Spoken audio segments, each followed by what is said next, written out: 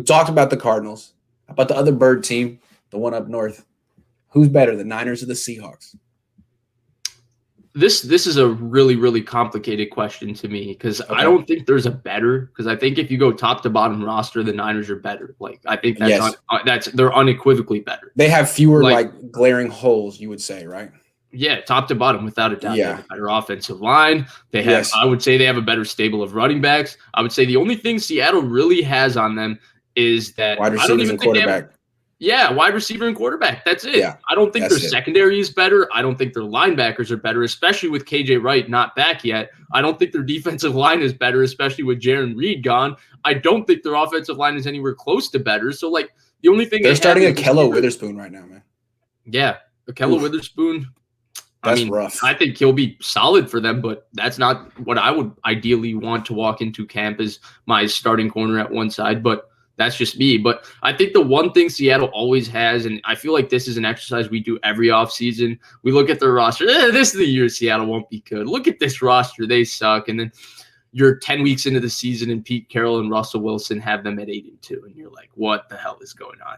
And I think that's the big problem. And it looks like Russell Wilson's back to being happy Russ. It looks like the beef is over. He is not asking for a trade anymore.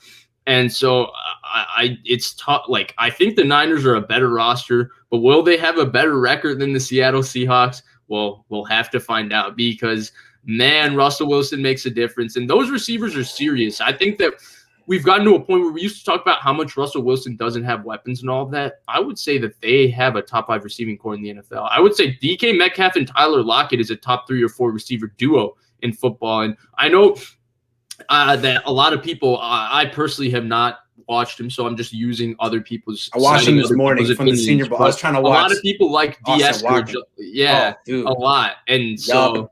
Yeah, here's the thing: when you're watching those one-on-ones, you can kind of see like who are the professional receivers in here, who are the pros, who are the guys who just win. And he was one of them. It was obvious. It's not like he won sometimes and he's figuring it out. That guy's good. He's little, but I mean, so is Tyler Lockett.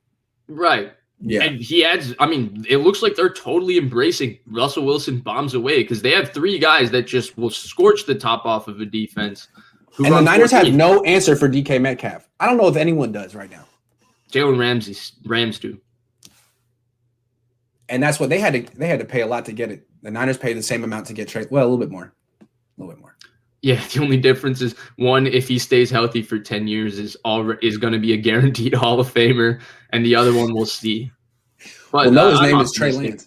The thing about with the Seahawks, the Niners have the potential to be better. They have a better roster. They have flux at the quarterback position, but the Seahawks have consistency.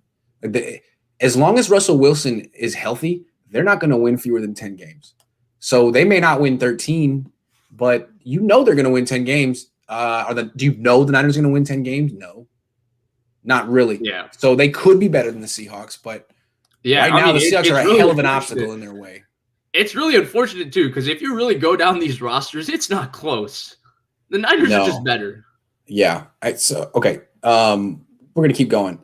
Brandon says, when is Grant going to run the 40? We all want to see him beat Sherman's 40 time. All right, look, I'm 33, and if I run a 40 just cold, I'll tear it all. I'll tear everything. So I pledge to get in shape and practice and to run a 40 this offseason before camp starts. I will run a 40. I will record it.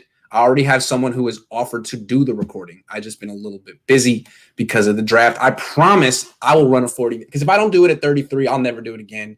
And it might not be a pretty time, but as long as I can break 4.8 and run faster than Sherman, I'll feel good about it. I hit 4.51 on the track when I was 18. I don't expect to do that ever again. But I did it with like spikes, which is kind of cheating. If you notice at the combine, they run it on grass, which really slows you down. If they ran all those things on a track, people be running like 4.1s. Jermaine says, Grant, your boy Jason Aponte now has Only Chance gear. What will it take for you to rock one this season? Zach Wilson went too. That's true. I don't have to wear that. I won that bet. Wait, what?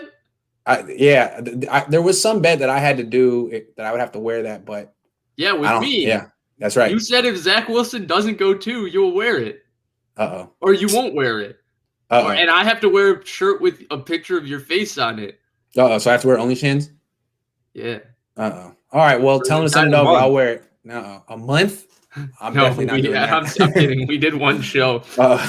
Hold on. Mike says, Who would win in a fight? Wow. Jeez. That's harsh. That's a tough one, man. I don't know. Probably John Lynch, dude. He's got a hell of a chin. He's got a big chin. Although Michael Lynch, 300 pounds. Although DJ Reed put him down. I don't know. It's a tough one, man. You keep going around and around. Styles make fights. That's all I can say.